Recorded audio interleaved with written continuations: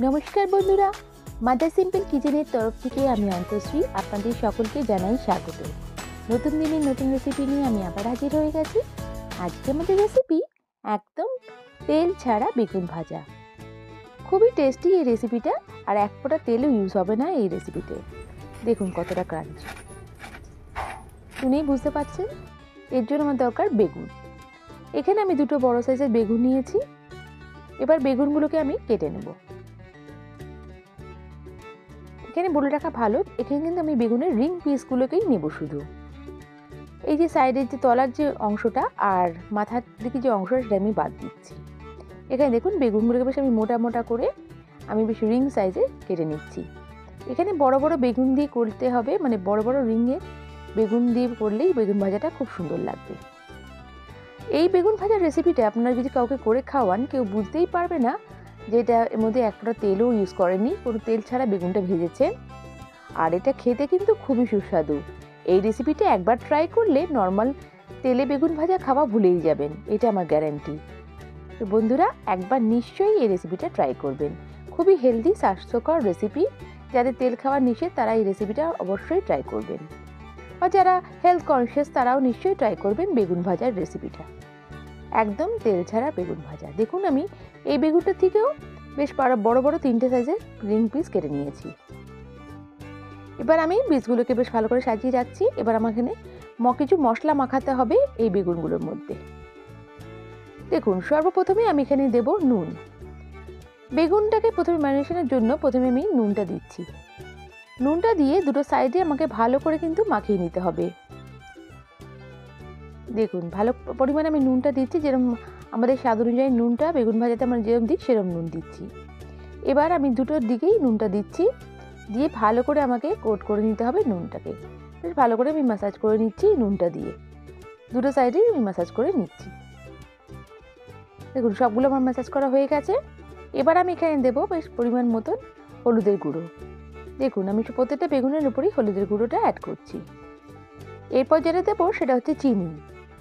আমি এখানে 1 চামচ মতন চিনি নিয়েছি, ওটা আমি প্রত্যেকটা বেগুনের উপরে একটু দিয়ে দিচ্ছি ছড়িয়ে ছড়িয়ে। খুবই স্বাস্থ্যকর, সুন্দর, হেলদি একটা রেসিপি, টেস্টি। আর এর মধ্যে এবার দিচ্ছি আমি টক দই। এখানে আমি 2 থেকে 3 চামচের মতন টক দই দেবো। এটা ফেটিয়ে রাখা টক দই আছে, প্রত্যেকটা বেগুনের উপর টক দইটা দিচ্ছি। আর যেটা আমি এখানে অ্যাড করব ছাতু। আমি এখানে 2 টেবিল স্পুন মতন ছাতু দিয়ে দিচ্ছি। আপনারা একটু বুঝে অ্যাড করবেন, আপনাদের বেগুনের সাইজটা কীরকম সেটা বুঝে অ্যাড করবেন। এবার আমি এখানে 3 চামচ চালের গুঁড়ো অ্যাড করছি।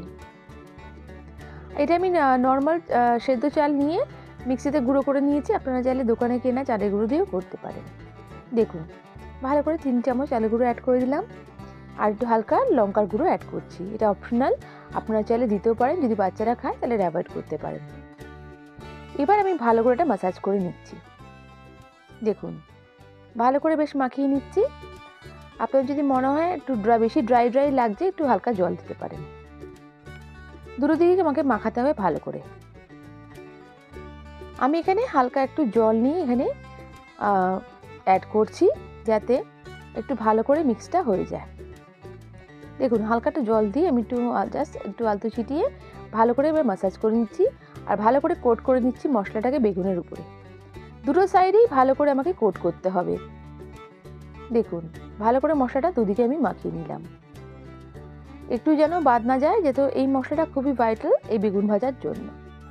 এবার কড়াইতে আমি এটা ননস্টিক কড়াই নিয়েছি, একদম 1 ফোঁটা তেল দিয়ে আমি এটাকে কিন্তু মুছে দিচ্ছি। আপনাদের ননস্টিক কড়াই যদি খুব ভালো হয় তাহলে কিন্তু তেলটা না দিলেও চলবে।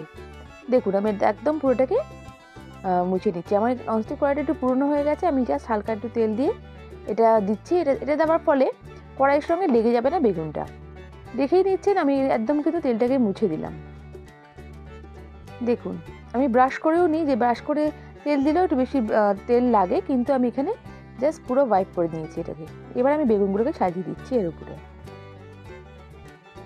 দেখুন এখানে আমি 3টে সাইজের বেগুন দিচ্ছি। আপনারা চাইলে এটাকে তাওয়াতে করতে পারেন, কিন্তু তাওয়াটাতে ঢাকা দেওয়ার দরকার আছে, তাই জন্য আমি এখানে কড়াই ইউজ করেছি। আপনারা চাইলে তাওয়াতেও করতে পারেন, কোনো অসুবিধা নেই। কিছুক্ষণ ঢাকা দিয়ে রাখবো, তারপরে আমি হালকা করে বেগুনটাকে টার্ন করে দিচ্ছি। আলতো হাতে আমি বেগুনটাকে টার্ন করে দেবো। একটা দিক হালকা হালকা হয়ে এসছে, আমাকে একটু পরে ভাজতে হবে। জাস্ট এটাকে টার্ন করে দিচ্ছি, সাবধানতা বজায় রেখে আমাকে টার্ন করে দিতে হবে। দেখুন কি সুন্দর রঙটা আসছে কিন্তু বেগুন ভাজার। আর এই বেগুনটা কিন্তু ভেতর থেকে একদম সফট হয়ে গেছিলো আর খুবই টেস্টি হয়েছিল। দেখুন আমি ঢাকা দিয়ে রেখে দিচ্ছি আবার। খুবই সুন্দর মচমচে এই বেগুনের ভাজার রেসিপিটা।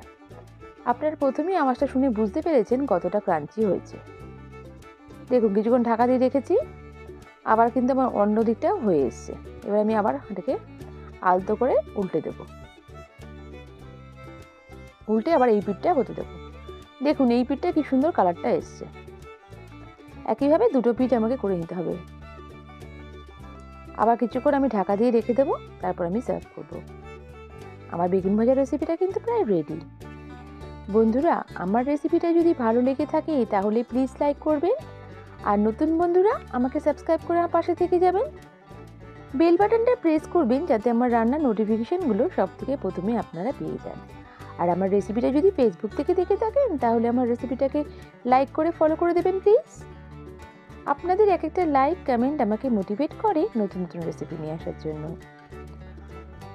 আর আমার এই রেসিপিটা কেমন লাগলো আমায় কমেন্ট করে নিশ্চয়ই জানাবেন। নেক্সট রেসিপি নিয়ে আমি আবার হাজির হয়ে যাব। সবাই ভালো থাকবেন, সুস্থ থাকবেন। Bye, thank you.